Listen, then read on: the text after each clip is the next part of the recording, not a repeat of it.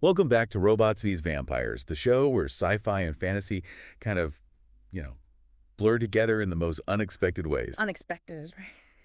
I'm Adrian Smith, I'm Julia Jones. and each day we bring you guys, these epic tales of the strange and supernatural, all while we try to, figure out... Separate fact from fiction. Yeah, exactly. Separate fact from fiction. Which can be hard with these kinds of stories. Definitely can be hard. Think of it as like your daily dose of what if. I like that what if. Where like robots battle werewolves. Oh, yeah? And vampires could be like lurking in the shadows of your favorite speakeasy.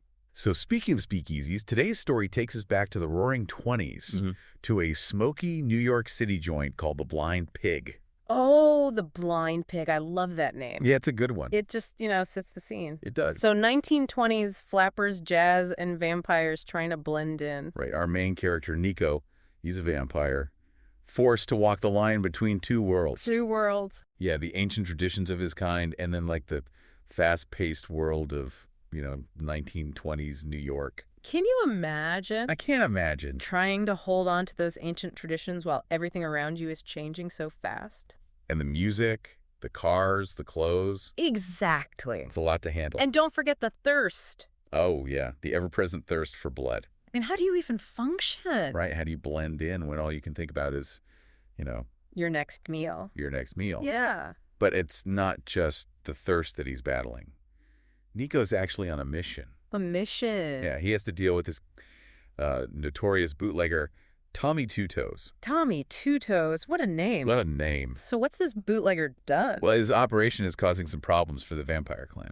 Oh, so it's like a business deal gone wrong. Kind of, yeah. I mean, it's interesting how this story brings in real-world stuff, like prohibition. Yeah, and organized crime. Exactly, and it weaves it into the supernatural narrative. It adds that realism you were talking about. It does. It makes you wonder if maybe there's, a grain of truth to these stories. Yeah, sure. Like, what if vampires really were running around during Prohibition? Fun to think about. But okay, so back to Nico's problem navigating bootleggers, gangsters. It takes more than just fangs and speed. You need someone on the inside, right? Someone who knows the city. Like the back of their hand. Clara. Clara, she's our femme fatale. Oh, she's trouble. She's got this mysterious aura and a network of connections. A network. Yeah, like she knows everybody. From the politicians to the guys running the speakeasies.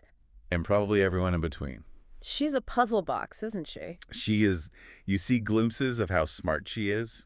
Her resourcefulness. But her true motives are totally hidden. You just can't figure her out. And Nico, he needs her help. Oh, he definitely needs her help. He's also drawn to her, which is dangerous for a vampire. They've got those strict rules against getting involved with humans. It's forbidden.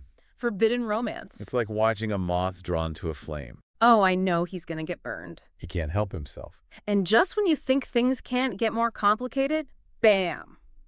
The blind pig gets attacked. Oh, no. But not by Tommy Two Toes. Rival vampires. Rival vampires. Yeah, they just storm the speakeasy. That's brutal. It's like a full-on vampire turf war right in the middle of the Roaring Twenties. Wow. So it goes from this, localized problem with the bootlegger. To like an all-out vampire battle. This changes everything. And the fact that they're willing to attack so openly, it makes you wonder. What else is going on? Yeah, what's happening in the vampire world? Something big. Like what made them break the rules? Right. They've been hidden for centuries. Why come out now? It's like the author is giving us a peek behind the curtain. A little glimpse into this hidden world. Just enough to keep us hooked.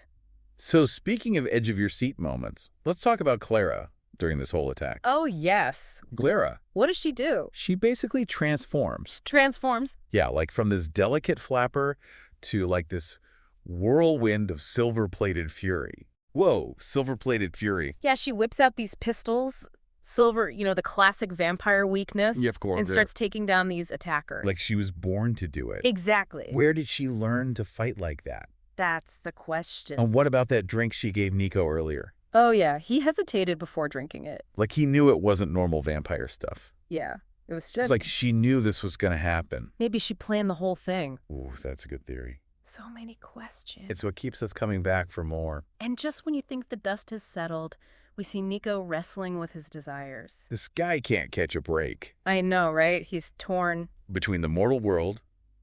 The excitement? And Clara. Oh, crap. But his duty to his clan is pulling him back.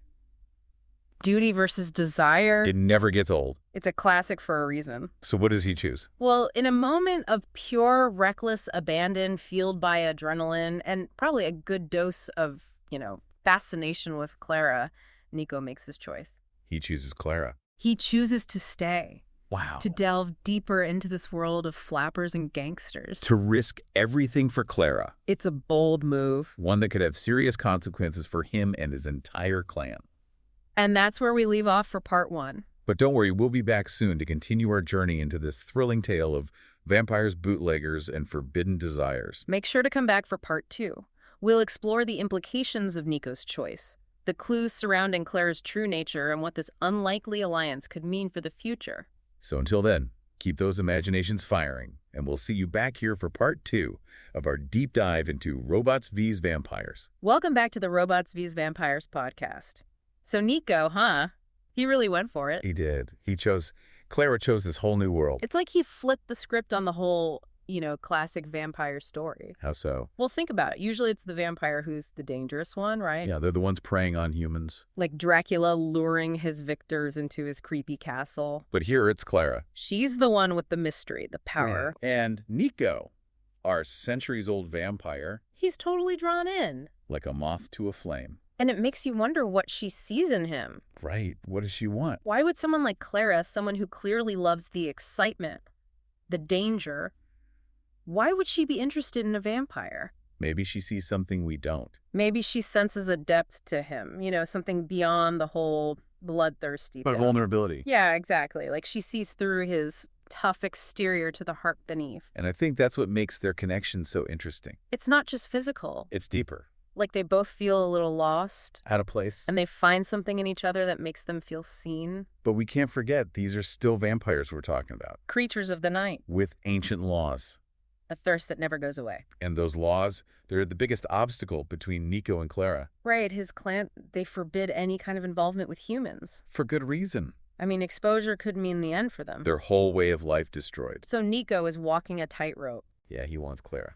But he also has to protect his people. It's that classic struggle, isn't it? Duty versus desire. Head versus heart. And it's a story as old as time. Yeah. I mean, think about Romeo and Juliet. Or West Side Story. It's that idea that love can break down any barrier. Even between different species. But can it really? That's the question hanging over everything. Will love be enough? Or will the weight of tradition, the fear of exposure, will it all tear them apart? We'll have to wait and see. Welcome back to the Robots vs. Vampires podcast.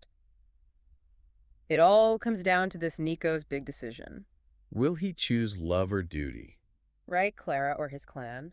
It really puts his whole existence into perspective. Yeah, I mean, centuries of this life of secrecy. Always hiding in the shadows. And then Clara comes along. She's like a burst of sunlight. She represents everything he's been taught to avoid. Freedom, impulsiveness. This whole world he doesn't know.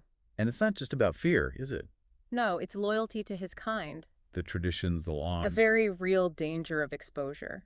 Because for vampires, staying hidden isn't just about personal safety. Right, it's about survival. The survival of their entire species. Can you imagine if everyone knew about vampires? The panic, the chaos. It would be a disaster. So Nico's choice, it has huge implications. For him and for all vampires. But you can't help but want him to be happy. To have it all. Love, freedom, a place in both worlds. It's that classic human desire, isn't it? To bridge the impossible divides. We see it everywhere. Star-crossed lovers, forbidden friendships. Anytime someone tries to break free from societal expectations. And it's all happening during the Roaring Twenties. Such a fascinating time period. So much change, so much upheaval. It makes you wonder if the author is making a point. A parallel between the changing times and Nico's internal struggle. Because the Roaring Twenties were all about pushing boundaries, questioning authority, embracing new ways of thinking. And Nico, he's doing the same thing. He's challenging the very foundation of his vampire existence. And Clara, she embodies that spirit.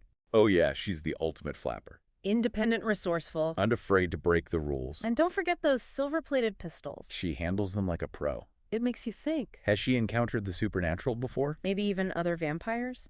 It would explain why she's not afraid of Nico. She's drawn to it. Like she recognizes something in him. But it also raises the question, what's her endgame? Is she really falling for Nico? Or is this all a big manipulation? What are her true intentions? Could she actually be dangerous? It's a mystery. And that's what makes this story so good. It keeps you guessing. It leaves you with questions. It makes you think. And ultimately, isn't that the goal? To tell a story that stays with you long after it's over. Absolutely. So if you want a tale that blends history, fantasy, and forbidden romance, check out this story. And keep listening to the Robots Beats Vampires podcast. For more stories where sci-fi and fantasy collide. Until next time, keep those imaginations firing. And remember, the world is full of mysteries. Mysteries just waiting to be explored. Don't forget to rate, review, and subscribe to the Robots vs. Vampires podcast for more exciting adventures. See you in the next episode.